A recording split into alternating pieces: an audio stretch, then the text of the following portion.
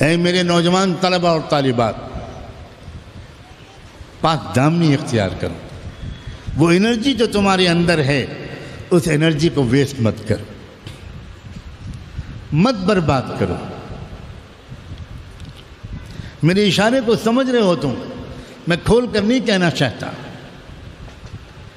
تمہارے اندر کا مادے کا ایک ایک قطرہ یہ انرجی سے بھرپور ہے. تم کیا کر رہے ہو کہ تم غلط طریقے سے انرجی کو برباد کر رہے ہو؟ کس کو تم سزا دے رہے ہو سوائے اپنے؟ تم اپنی یادداشت کمزور کر رہے ہو، تم اپنے فیصلے کی طاقت کمزور کر رہے ہو، تم اپنی جوانی کی طاقت کو برباد کر رہے ہو. تم شادی کے بعد کی زندگی میں خون کے آنسو رونے کے لیے ابھی سے اپنے آپ کو تم تیار کر رہے ہو. کیا کر رہے ہو لڑکوں؟ کیا کر رہی ہو لڑکیوں؟ کیا تم کو اپنے اوپر اتنا قابو نہیں ہے؟ برا نہ ماننا. ہم نے تو جانوروں کو دیکھا ہے کہ کتے نے کتیے کو دیکھا اور پاگل ہو گیا. یہ کیا ہے؟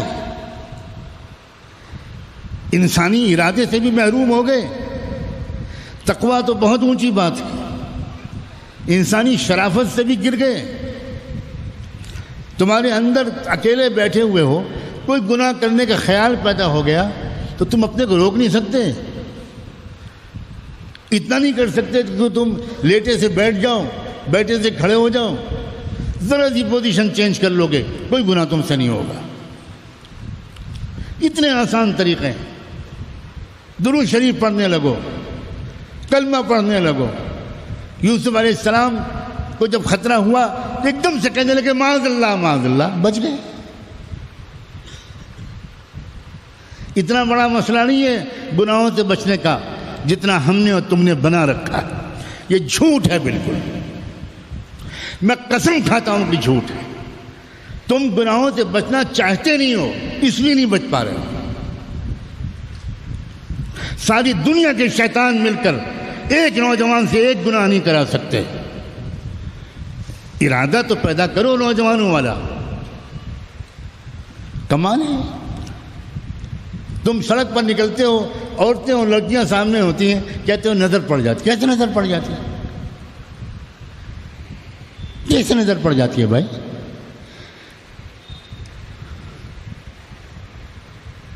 وہ انسان جس کو اپنے اوپر قابو نہ ہو، پھر تم کون انسان ہو؟ تم محمد الرسول اللہ کے امتی ہو. تم سپاہی ہو حق کے لشکر کے. تم بہت بڑے مشن کو لے کر دنیا میں آئے ہو. کمال ہو گیا بھائی.